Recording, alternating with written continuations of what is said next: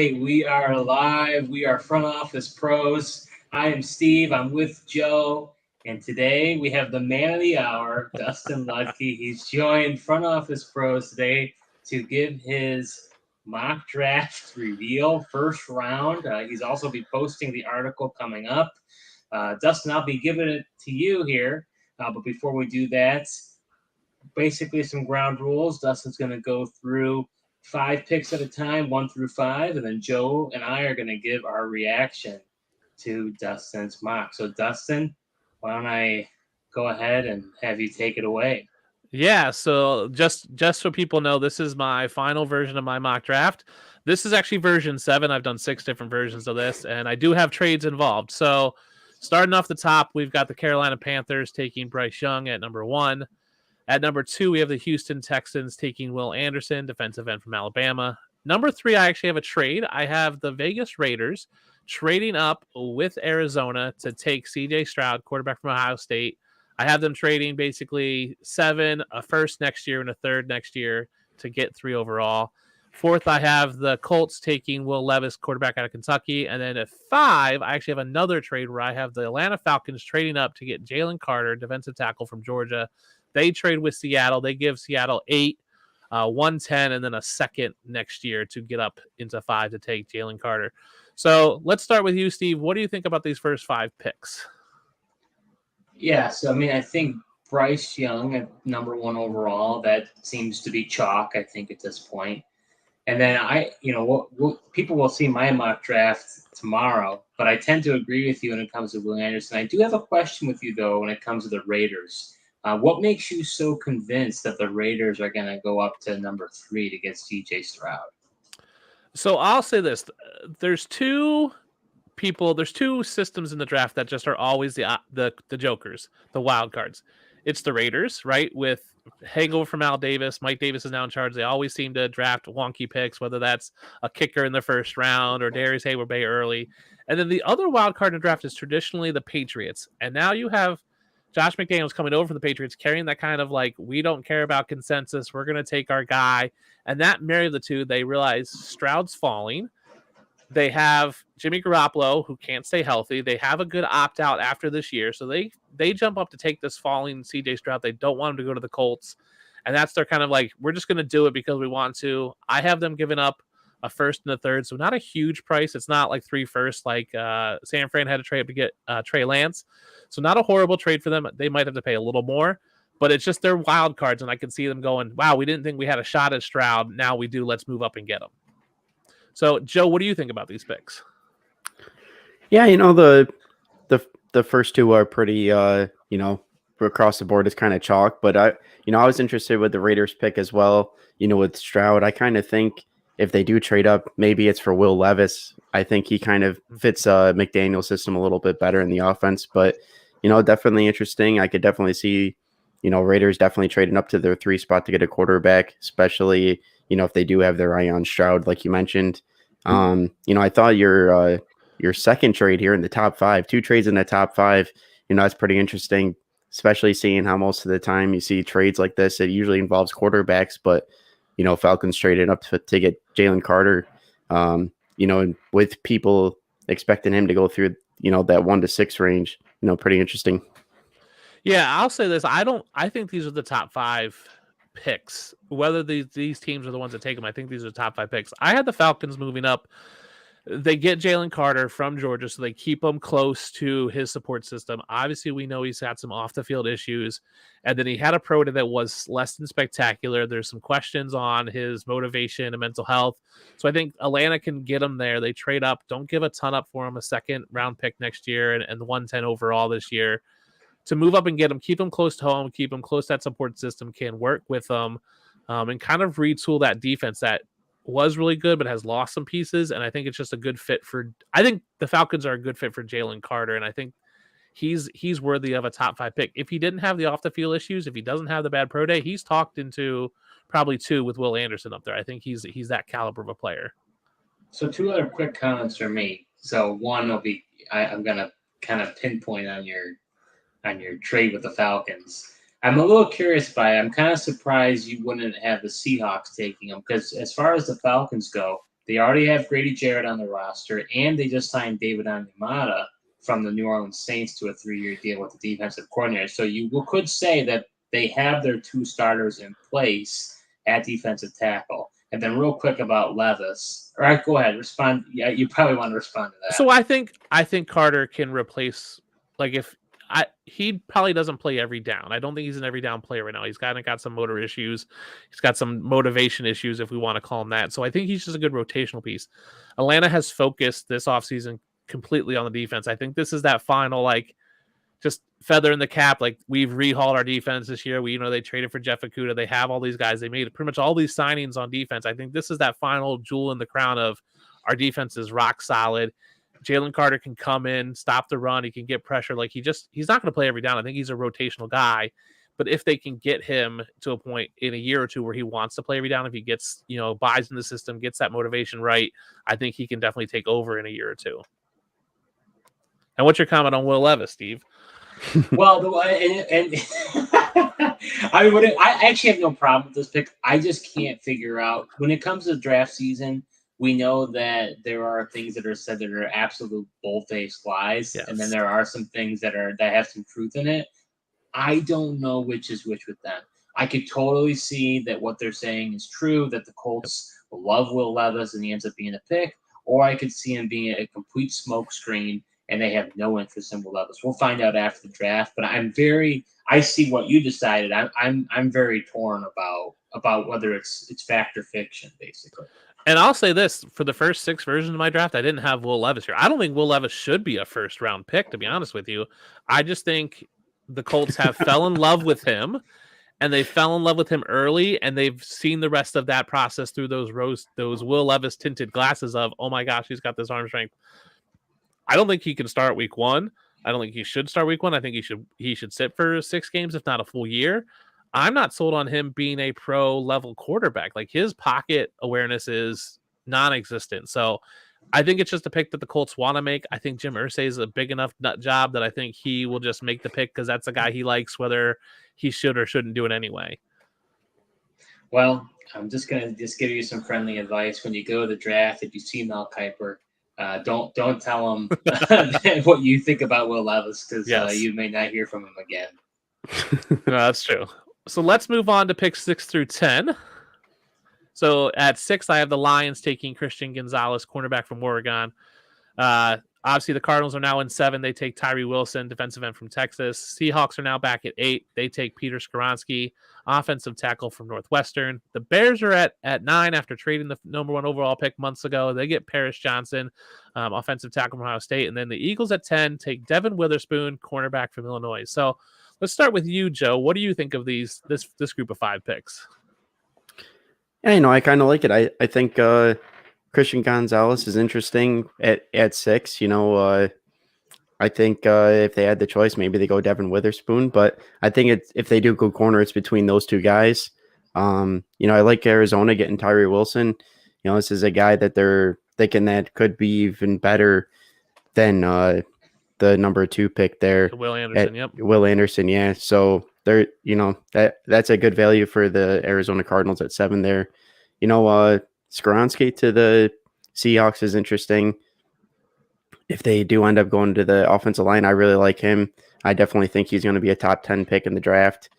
And then, interesting that you got Paris Johnson going to the Bears as well.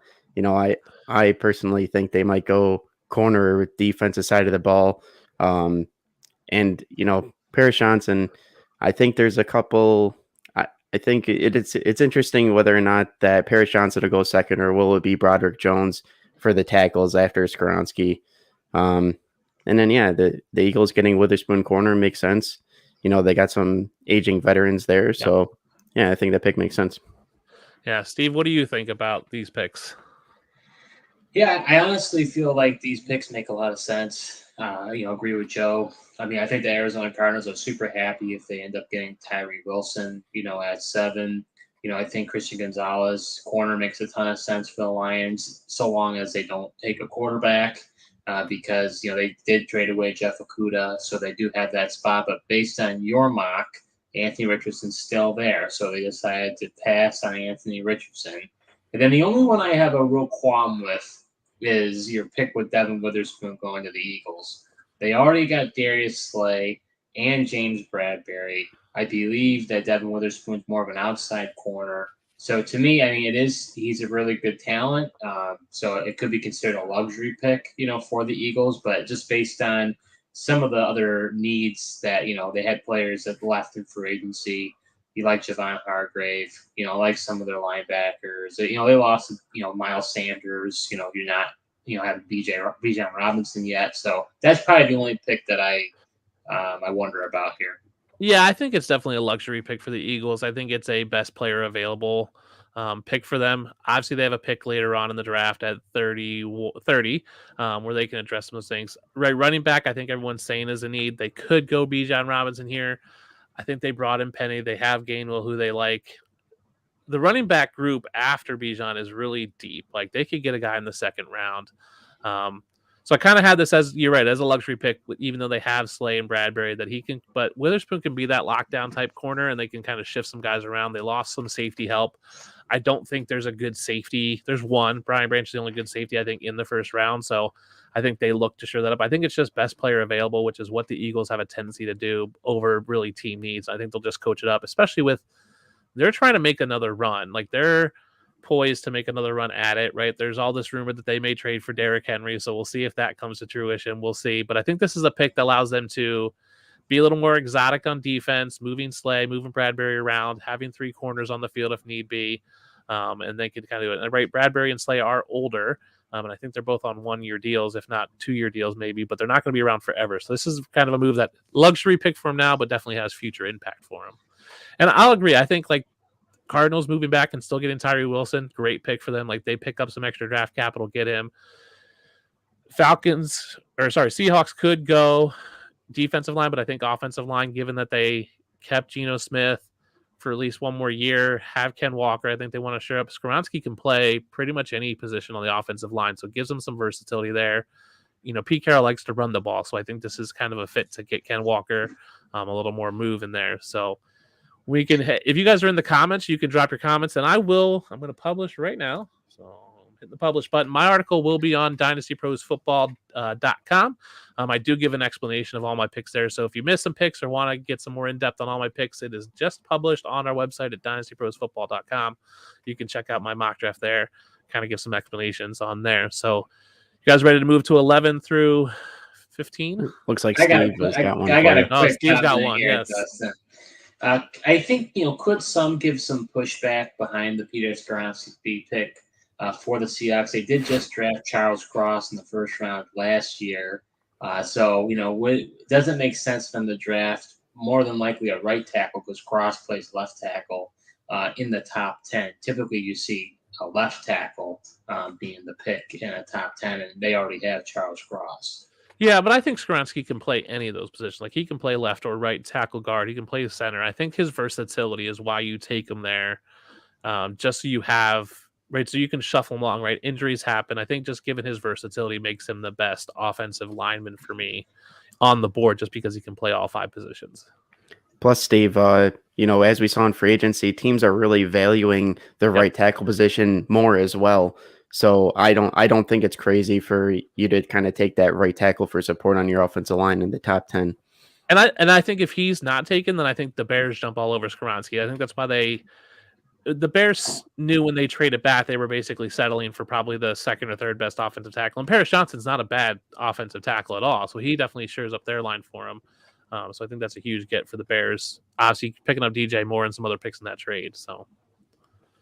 All right, 11 through 15. So at 11, we've got the Titans taking Anthony Richardson, quarterback from Florida. 12, we got the Texans taking Jackson Smith-Njigba, wide receiver from Ohio State. Packers have number 13 after the trade today for Aaron Rodgers, so they get Nolan Smith, defensive end from Georgia, at 13. At 14, I have the Ravens trading with the Patriots.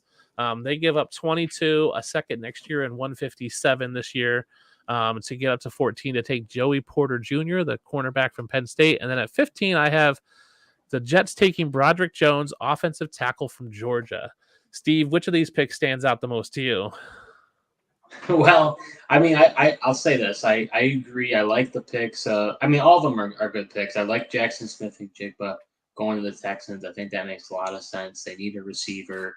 Nolan Smith, you have Rashawn Gary who got injured. Preston Smith's getting older, so an edge rusher for the Packers makes sense, and they don't draft skill players for whatever reason in the first round. Yep. So it's based on what they typically do with their philosophy. Broderick Jones makes a ton of sense. When it comes to the Jets, Becton has been a complete bust for them, Yep. And they need to have a stable offensive tackle for now Aaron Rodgers. And then, I guess my two comments would be, first, I think there is a lot of buzz around Anthony Richardson possibly going to the Titans. I was curious why didn't the Titans trade up in your mock? The other offers were just better and they were kind of squeezed out? Yeah, so they didn't have to get up into 4-3-4, like that's a lot for them to give up. Obviously, the Titans are rebuilding, right? Like they're looking at possibly trading Derrick Henry. Ryan Tannehill's probably gone. They got rid of, Robert Woods this season. They're going young.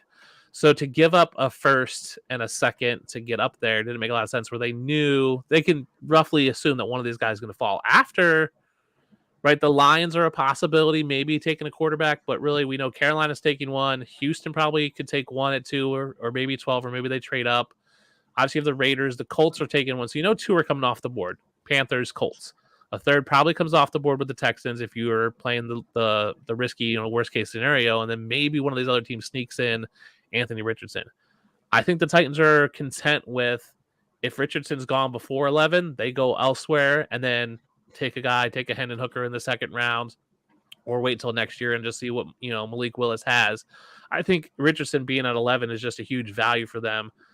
He can come in and he should be able to make all the throws. He can take some of that workload off of Derrick Henry. If they keep Derrick Henry, Richardson can run. If they trade Derrick Henry, he kind of can take on some of those extra carries so they can run that offense with him that way. So I just think it's a good fit for them. They could trade up. I just don't think it was worth risking too much future for a guy that, honestly, I think Richardson has the biggest bust potential out of anybody in the first round. He probably has one of the highest ceilings, but he also has a higher chance of busting just because he's played very few games in college. So we just don't know. Like, yes, he's physically gifted and athletic, but we just don't know what he can be in a system. Like we've seen very limited college work, and we don't know what he's going to be in the pros. So a lot of red flags there, but I think at 11, it's worth the risk instead of trading up for him. Joe, what do you think? Yeah, I thought it was interesting. You got Smith going, instead of ahead of a guy like Lucas Van Ness there. Interesting, I think I agree with like all the picks, but why did you feel like the Ravens were going to trade up here to get Joey Porter Jr.? So I think the Ravens, out of any team, really focuses on cornerback. I think that's like their hallmark of their team. Obviously, they're in flux right now with Lamar Jackson. I do think Lamar Jackson is a Raven. Now, whether or not he wants to play for them is a whole other question. So I think it limits their options elsewhere. Like, obviously, they're not going to go. I don't think they really focus too much on offensive line. I think cornerback, like Joey Porter, was a tier break for me in the cornerbacks. I think he's that tier 2 behind Gonzalez and Devin Witherspoon, and there's a clear gap after him. So I think they trade up to get him. I think the Patriots are a given, basically given that they're going to trade out. They almost always do. They seem to trade quite a bit. Just seemed like the right fit for them. They get this kind of, Joey Porter Jr., this legacy after his dad that they faced against, that the Ravens faced against for so many years in Pittsburgh. It just made like a sense of me going, okay, this is a clear, you're going to go get a guy that's a clear tier above everyone else at that position and really in that tier with the Broderick Jones and Nolan Smith. So you might as well get him. He won't be there later on for you at 22. Yeah, I think that was – go ahead, Jim. Yeah, I definitely agree. He definitely wouldn't be there at 22. I do agree in that sense. Yeah. Yeah, that was my other comment. I was surprised by this move just because, they already have a guy like, Marlon Humphrey, in their secondary. Not to say that they couldn't get a second one because, besides that, I think Marcus Peters has been there, but he's a free agent. So I can understand, you possibly get one. I was curious if try to help maybe Lamar possibly in the offense. I mean, it sounds like the rumors were that Lamar said, go get, go get Hopkins and Odell Beckham, and they brought in Beckham, so they might trade for Hopkins, which is still a possibility because Hopkins is going to cost you a second, maybe a third. And then you have a decent offense. Like if you're telling me it's Lamar, J.K. Dobbins, Hopkins, OBJ, Bateman, Mark Andrews, Isaiah Likely, like that's a good solid core of skill players. But again, they're playing the Bengals twice a year, so they've got Chase, Higgins, Tyler Boyd. They're playing the Pittsburgh, right, with Pickens and Deontay Johnson. They've got Cleveland now, who has Amari Cooper, DPJ, and Elijah Moore. So, like, they got some tough wide receiver cores that they're going against twice a year. So I think cornerback makes sense. And I think that's just a hallmark of that team, and that Harbaugh defense, I think, is where they go. And I think with bringing in the new offensive coordinator, they could go offense. I just don't know if there's a need. And I don't see an offensive player other than Broderick Jones, who I think fits that tier of, hey, we need an offensive tackle or an offensive lineman that can fit in that tier for them. So we can move on if you guys want to 16. So it's 16. It's the second half of this. It's a new trade, actually. Minnesota trades up to get Deontay Banks, cornerback from Maryland. Pittsburgh at 17 takes Darnell Wright, offensive tackle from Tennessee. 18, the Lions take Kalijah Cansey, defensive tackle from Pittsburgh. 19, the Tampa Bay Buccaneers take Brian Branch, safety from Alabama. And then the last of my trades is at 20. The Dallas Cowboys trade up with Seattle. They trade 26, 90, and 129 this year to get Bijan Robinson. And then the Minnesota trade was Minnesota trade Washington. They gave them 23, 119, 211 and a 24 second, and they got 16, and they get 215 as well. So a couple late swaps, but they move up quite a bit. So two more trades in this one. Steve, which one stands out to you the most? Well, Minnesota Vikings definitely need a cornerback. They lost Patrick Peterson, and that secondary is pretty brutal. So, I mean, I know they did bring in Byron Murphy as a cornerback, so, I mean, they definitely improved with the addition of him. But, whether they trade or not, I think it makes sense for them to get a guy like Deontay Banks. Steelers' offensive line has been in shambles for a while, so I totally understand them trying to bolster that. Kalijah Cansey. I don't know how high he's going to go, but, I think that he could definitely help that interior defensive line for the Lions. And then I'm trying to think about what I think about Brian Branch going to the Buccaneers. And they already have Antoine Winfield, in that secondary. I know I believe they lost Mike Edwards. So possibly, he'd be able to fit in there. And then lastly, Bijan Robinson, I think he's a very natural fit for the Cowboys. Question is, will he be still at 20? Yes, I think that's the big one. So with Deontay Banks, this is a reaction to the Lions trading up to get Joey, or not the Lions. This is the Ravens trading up to get Joey Porter. This is a reaction to the Vikings going, oh man, Deontay Banks is the only cornerback we like left in the first round. We might as well go get him because he's not going to be available for us later. I agree. The Kalijah Cansey, I think, could be good for the Lions, right? Dan Campbell's a great motivator, can use him. And I agree. Is Bijan there at 20? He's a natural fit for the Cowboys. I think the Cowboys move up in order to jump ahead of the Chargers, the Bengals, the Patriots, even Jacksonville's there just to get a guy that they know that, because right, if the Chargers trade Austin Eckler, right, then they need a running back. If the Bengals cut or trade Joe Mixon, they need a running back. So I think this is a move by Jerry Jones to go, we're going to get our guy. We're going to get that Texas boy. I can just see him talking now. Like, we got the Texas son, and he's backing it to, with this Lone Star with a star in it. Like, I can just see Jerry Jones having that press conference of like, they got the Texas kid, and he's going to be the next great thing. And that's really the hallmark of the Cowboys is their run game. So I think it's definitely a move. It's a bold move. I have them trading 26 this year, pick 90 and pick 129. So not a huge cost-wise to move up a couple spots to get them, but I definitely see them moving up. Now, for those keeping track, this is the second time the Seahawks have traded back. So the Seahawks actually come away from my mock draft trading back twice from both their picks and picking up still really good players and getting a haul of extra picks. So I really like that. So, Joe, what are your thoughts on this group of 5 picks? Yeah, I'm going to title your mock draft here the Trade-a-thon, Dustin. There's a lot of trades in this mock draft here. There is. So I will say 5 trades in my mock draft. Last year we had 10 in the first round. The year before I think we had 8. And so when I do my mock draft, there was 10. There was 10. So Joe and Steve, especially I have spreadsheets all day. So my spreadsheet for my mock draft was like, I had one for each version, but then I had a tab that was just trades, and I looked at every trade in the past 2 years that involved first round picks. Obviously, player trades, so like the AJ Brown trade kind of skews things off. Looked at the trade calculator chart that's out there. It's an updated version of the Jimmy Johnson one, and kind of looked at that. So when I looked at, hey, what's it take to get to 16? I looked at a trade. Okay, this is what someone traded to get to 15. This is what they traded to get to 17, and kind of played out that way. Generally, our trades start around 12, 13. That's where they start, and we see a lot in this teen round. So I don't think 5's out of the question when we had 8 to 10 last year. So 8 with just picks and 10 if you include players. And that doesn't even include pre-draft trades. So that doesn't include the, like this year would be the Carolina Bears trade. That's not included in my account. Like I'm just talking 5 draft day trades, and last year we had 8 that just included picks and 2 more that included players. So it is a lot, but I think it's definitely reasonable. I'm gonna have to look at that spreadsheet.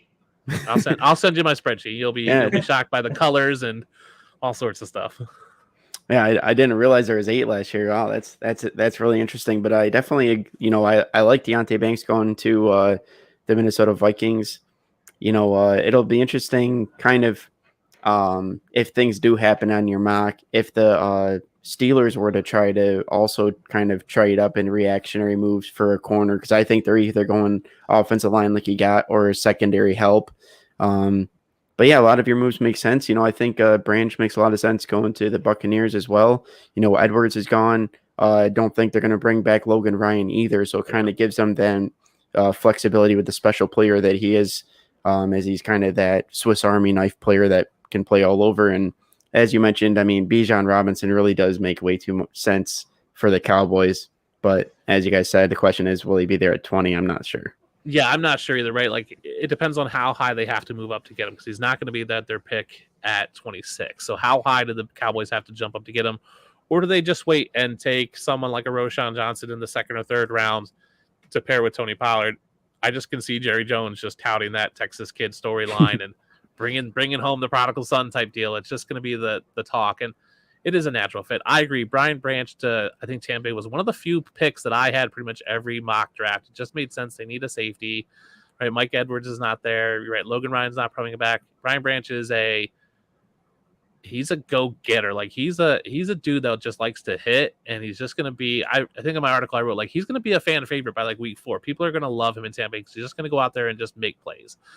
So I'm happy with that pick, and I'm happy that he's the only safety I had a first round grade on. So, and even by questionable first round grades, I think he was the only one there. So, and then we'll move on to picks 21 through 25. At 21, we've got the Chargers taking Brian Brees from defensive tackle from Clemson. The back half of this trade, so the Patriots get Luke Van Ness, defensive end from Iowa. The Washington Commanders get Osiris Torrance, the offensive lineman from Florida. Jacksonville takes tight end Michael Mayer from Notre Dame. And then the New York Giants take Quentin Johnston, wide receiver from TCU. So, Joe, let's start with you. Which one of these do you want to talk about first? Yeah, I think a lot of these moves make a lot of sense. The Mayor to the Jaguars is really interesting. And I could see it happening. They've only got Ingram potentially for this just 1 year again. Yep. So, he could very well be gone. So that's an interesting pick. And, honestly, I like Quentin Johnston going to the Giants as well. I think they really need to adjust the wide receiver position. I don't see how they can continue to roll out, the players that they had from last year and expect different results. They really need to get a playmaker in there for Daniel Jones. Yeah, and a tall wide receiver. That's what I liked about Quentin Johnston there, is that he's like 6'3". Like, none of the other guys outside of Isaiah Hodgins, who I love on the Giants, there's just a bunch of basically small guys. So they get another big receiver. Michael Mayer to the Jaguars, I think, makes sense, right? Ingram's probably gone after this year. He's the better blocking tight end between him and Dalton Kincaid, so I think it makes sense. He can kind of stay in line if he needs to, allow Ingram to split up, but he can also chip and break out there. So I think he's the better blocker out of the two of them. So I think that makes sense. He plays that kind of that Ingram role where they can be in line, but they can chip and then get out. Lucas Van Ness, the Patriots, I wish he would have been higher. He just seems like a Patriot to me. He just is that guy who can play any position. Steve, what do you I see that smirk on your face. What do you want to talk about? Well, when it comes to Michael Mayer, I don't know if I agree with you guys as much. I actually think Evan Ingram is in their long-term plans. They franchise tagged him, and they've got some needs in the secondary. Just a little surprised you ended up going with Mayer for Jacksonville. I agree. I think they do have needs in their secondary, but I think they're trying to surround Trevor Lawrence with talent. I don't think Evan Ingram's there long term. I think if he was, he would have signed a long-term deal, and I don't think they could reach an agreement. I don't think they will. I think that's why he got franchise tagged, because it was, hey, I signed a 1-year prove it deal. I proved it, and then he got tagged. So I think Ingram is not long for the Jacksonville Jaguars. So they easily could go secondary, but again, there's not a ton of secondary that I think are worthy of first round picks at this point. They could go, a guy that we'll talk about in a few picks, but there's maybe one or two more defensive backs that I think are worthy to be taken there. I think it's just a move of, hey, we've got some excitement with our offense. Let's keep that ball rolling. Let's bring in a tight end, right? And Ingram had a great year last year, but that's the only good year he's ever had really since his rookie season. So it could just be a flash in the pan. So it is an interesting pick. It's definitely I would say a luxury pick for the Jaguars as well, but it's definitely a sell tickets, let's get hype pick for them instead of a let's, big this, I won't say smart pick, but it's a let's sell tickets. Let's get the fans excited that we got a top end tight end here. So, and then to finish out the mock draft, or close to it, we've got picks 26 through 30. So at 26, the back half of that trade, Seattle takes Miles Murphy, defensive end from Clemson. Mine and Steve's Buffalo Bills take Emmanuel Forbes, cornerback from Mississippi State. The Bengals take Dalton Kincaid, tight end from Utah.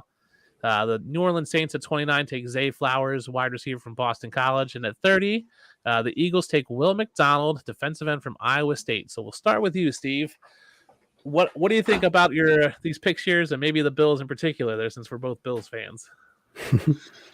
Well, when it comes to the Bills, I think this is kind of a head-scratching pick. We just took Kyrie Lam last year. We already have Tre'Davious White on the roster, and we also have Teron Johnson in the slot and nickel, who is paid pretty handsomely as one of the top nickels. So, to me, if you're drafting Forbes here as a luxury, and maybe what does this say about the future for Tre'Davious White and his health as he recovered from the ACL? So I'm just with Zay Flowers on the board. Just surprised to see you decide to go Forbes with that pick. Yeah, I looked at wide receiver. Obviously, I'm more invested in the Bills pick than anything else. Being a fan, I don't think the Bills they need a receiver, but I think they need a outside guy. I think Flowers is a slot guy. I think ideally, I want the Bills to get a bigger receiver, can play the outside, move Diggs into the slot when they need to, and have Davis and this other theoretical receiver on the outside. So I didn't think Zay Flowers was a good fit. I think they can address wide receiver in the second and third round. I agree. Forbes is a kind of a luxury pick, but I do have questions with Tre'Davious White's health. Elam's been okay. I don't think he's been great. And I think we've seen that they need an extra. They seem to, with all the injuries we had last year, I think the Bills need something else in that secondary. Right when we're talking, a lot of teams are running 3 wide receivers now, so they need another guy that I think can be out there every down. So it could be Tre'Davious White and Elam every play, or whatever. Emmanuel Forbes could be out there every play with Tre'Davious White. We just don't know. I think it's just a luxury pick to have that extra secondary to kind of things. I wish they would go offensive line, but I don't think there's an offensive lineman at this spot that I think is really worth it. Maybe there's one that we'll talk about the next pick, but I just thought this was a pick that, I think people are low on Forbes. I think he goes higher than people expected. Joe, what do you think about these picks? Yeah, I think I agree with Steve on this one. Given how your mock fell, this would be the perfect opportunity for the Bills to take Zay Flowers, because there's not that many offensive linemen left. And then the other positions have already kind of been taken up as well. Zay Flowers is sitting there. I think Zay Flowers would work perfectly in that slot role with the Bills. He's got that speed. He's kind of on the smaller side, kind of like that Isaiah McKenzie role that he's now gone. I think Gabe Davis could potentially. I think he's big enough. I think he could play on the outside with Diggs, and I think Zay Flowers slotted in there would make the Bills' offense really dynamic. Yeah, I agree with you guys. I just don't know if they need a slot guy. I think I'd rather see Khalil Shakir in there, and I think Diggs moving into the slot, not on a full-time basis, but when they won 3 wide receiver sets. I think wide receiver makes sense. There's guys I'd love to see them take in the second round. I'm not a huge Zay Flowers fan. I do think Zay Flowers goes possibly before 29, especially now with that Packers trade. I just don't think it's the right type of receiver for the Bills to take. I think Zay Flowers is a great guy. I just don't think he fits the mold of what they're missing. Well, rumor has it, I don't know if you've seen this, but kind of curious, but he is one of a few that I pay attention to what he says, especially when it comes to draft time. But Peter King recently said that he believes from his sources that the Bills are enamored with Josh Downs, the slot receiver out of North Carolina, and actually in his mock has him going, Josh Downs going to the 27th. Wow. I have not seen Josh Downs in a first round mock, but you do have those instances where you're like, what? That player got drafted in the first round. So I don't know if it'll come to pass. I kind of hope it doesn't, but did find that kind of surprising. Yeah, I wouldn't be surprised at all if the Bills take a wide receiver. I had the Bills a couple times trading out of this spot and trading out of the first round completely, just to pick up some extra second round picks. When you're at this point in the draft, it's hit or miss, right? It's just I had 25 guys I had first round grades on. I had another 10, 15 guys that I had possible first round grades on that, who are going to sneak in. So it's just obviously it's a mock draft. Like, I'm just making a guess based on what I think is going to happen. I don't think a slot guy is the receiver they're looking for. I think they're looking for a bigger guy, and there's not many of those in this draft.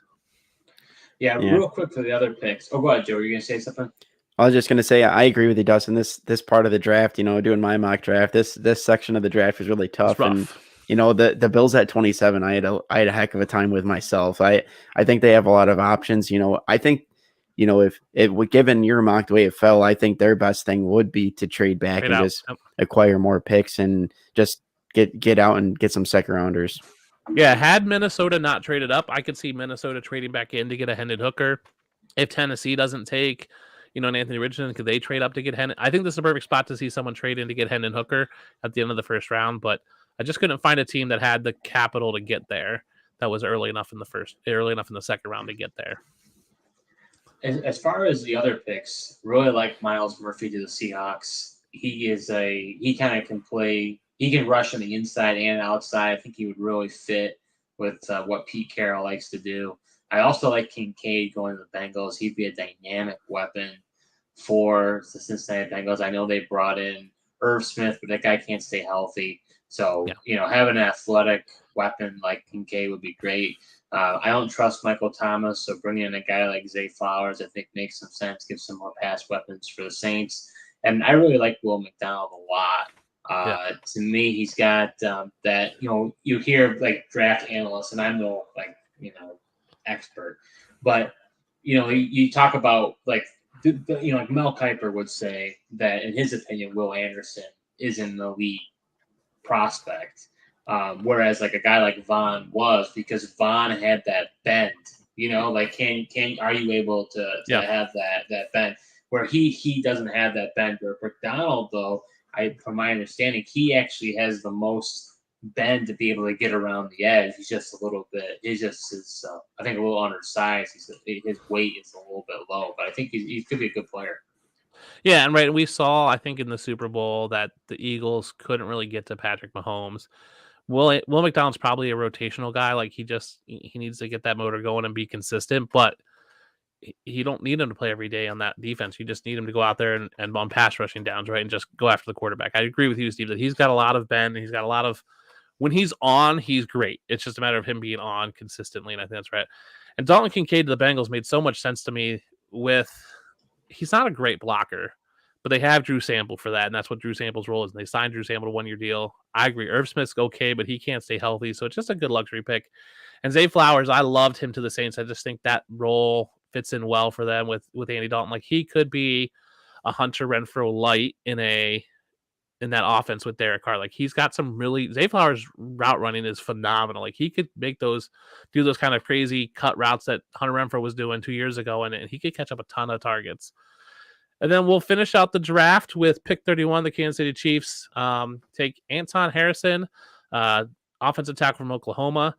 We did have the Dolphins forfeit their pick back up in, I don't know what number that was. They forfeited, but they did forfeit. That's why there's only 31 picks in this draft.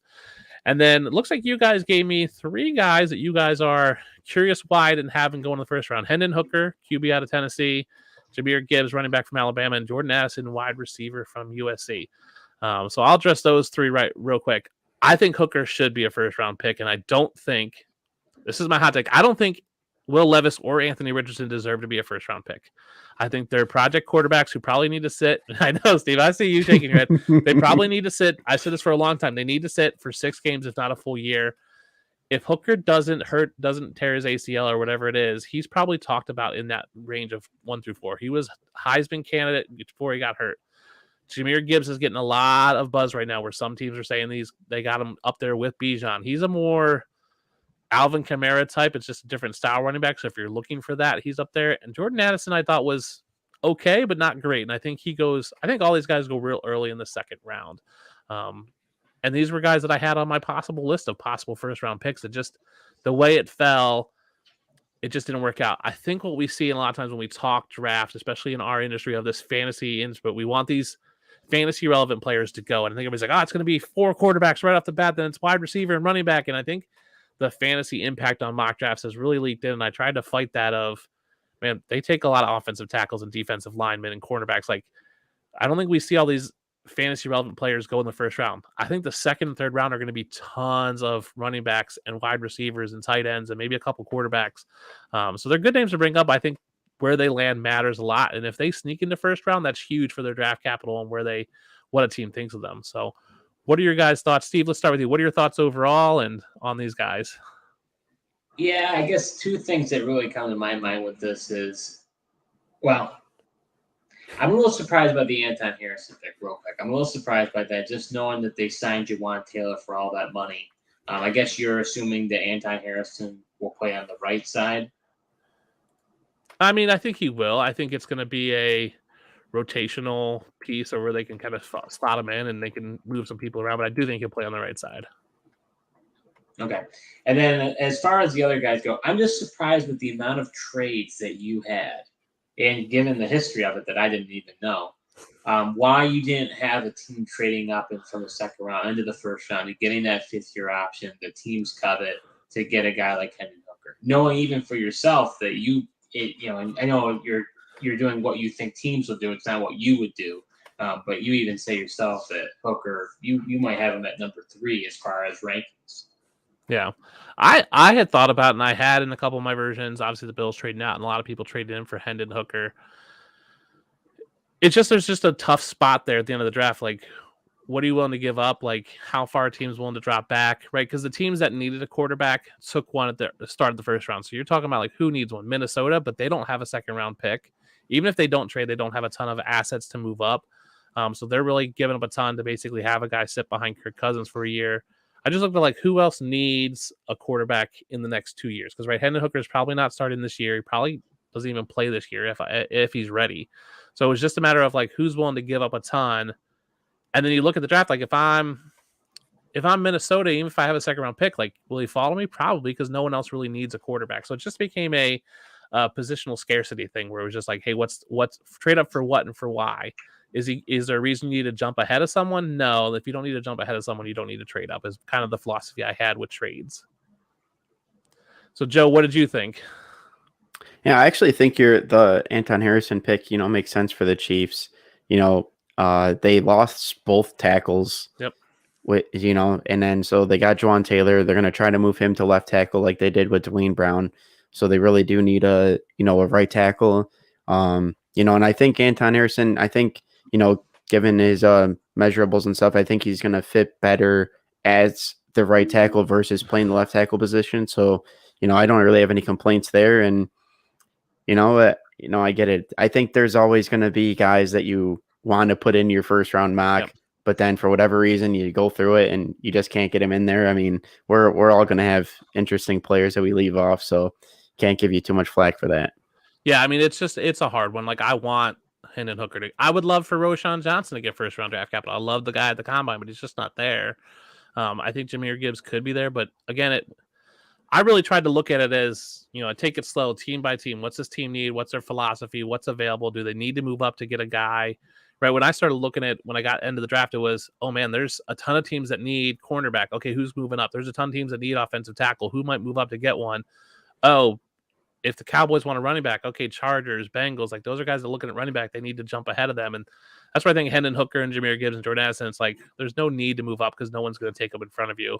And you can always move up early in the second round and get them. So now I will say, I would fall off my chair if Jordan Addison doesn't get drafted in the first round. I think that he will definitely get drafted in the first round. I think this is a poor omission on your part, Dustin. I just, when I looked at Jordan Addison, he's okay. Like he's okay. I do think he goes real early in the second round.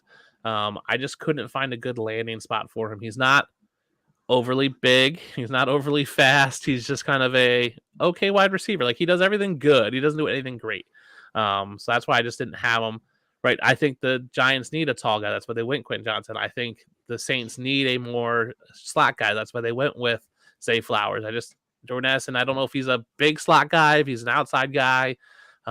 Didn't love his tape. It was good. Like everything was just good. Everything was just okay with him. Nothing stood out. I was like, oh my gosh, I need this guy for X. It just was like, yeah, he's a good, solid receiver. Wouldn't surprise me if he went in the first round at all, but also wouldn't surprise me if he fell to the third round. Yeah, I guess what I've heard is of those top receivers, the one who's maybe the most likely for that to happen is Quentin Johnston. Yeah. If you believe the news, that's being said. I mean, that's the problem this time of year. There's so much smoke screen, right? Quentin Johnson. I don't love Quentin Johnson's tape, right? To be honest with you, he's a body catcher. He doesn't really utilize his side to make contested catches. He doesn't really position himself well. But the Giants need a big receiver, and there's just not many available in this draft. So do they pass on Quentin Johnson and go elsewhere? I just don't see it. Because if they don't take Quentin Johnson, they're not taking a big, tall receiver until probably the third round, and then it's hit or miss. I mean, there's a couple guys I like there, but I just think it was team need and versus best player available, and it just seemed to match up for me there. But I really appreciate you guys letting me come on and share my mock draft and reveal it live tonight. So if you guys want to check it out, it's on dynastyprosfootball.com. It's over there. Check it out. Comment. You can message me on Twitter if you got some comments. Obviously, I did this mock draft, so just behind the curtain, I had to do this mock draft and submitted it to Steve so he could do those wonderful graphics earlier this week. So I didn't get a chance to change things after the Aaron Rodgers trade, but I don't think it changes too much of what they do. And then I'll be down at Kansas City. I'm leaving tomorrow, so I'll be there come Wednesday to interview some of these prospects. So check me out on Twitter, and I appreciate you guys having me on. And we'll be on tomorrow night to do your guys' mock drafts as well, right? Absolutely, Dustin. It was great Absolutely. having you. It was a pleasure. And I'll be curious to see. I know you have your own mock draft grading scoring system, so yes. I'll be very curious between the three of us who ends up getting the best score. We'll see. Well, I would imagine his, right? Well, so my scoring system is if you get player and pick, you get points. If you get player and team, you get points. If you predict a team trading out, you get points. If you predict a team trading in, you get points. And then you get 1 point for every basically player that you get right being a first round pick. So if you have Jordan Addison in there and he's a first round pick, you get a point. I wouldn't get that point because I don't have him as a first round player. So there's ways of getting points. So it usually becomes like 50 some points to 40 some points. It's an interesting system me and my buddy come up with that we've been doing for years. So I'll keep track this year, some point this weekend when I have time for us. See who does better. Awesome. That'll be fun. But thank you so much for those who have watched this live stream with us. If you don't follow us already, you can follow us at Front Office Pros on Twitter. You can also subscribe to our YouTube channel. We're also on Apple and Spotify podcasts. You can see in the bottom left where you can find us. And then, Dustin, where can others find you? Yeah, you can find me on Twitter at the DUnit13. That's the best place. I write for Dynasty Pros. I'm the content director over there. But I also write for Dynasty Nerds and QB List. So I've got stuff coming out everywhere. But Twitter's the best place, especially this week with me being down in Kansas City. Hopefully get some sound bites and some tidbits for you guys and some live reactions. So that's the best place to get all my content. That's going to be awesome. We can't wait to hear how that went for you. You can also follow myself at Steve_FOP and Joe at Joe_FOP. Dustin, we'll give you the last word. Well, thank you guys, and we'll see you guys tomorrow night live for Joe and Steve's mock drafts. That'll be fun. Yes, it will. And until next time. See ya.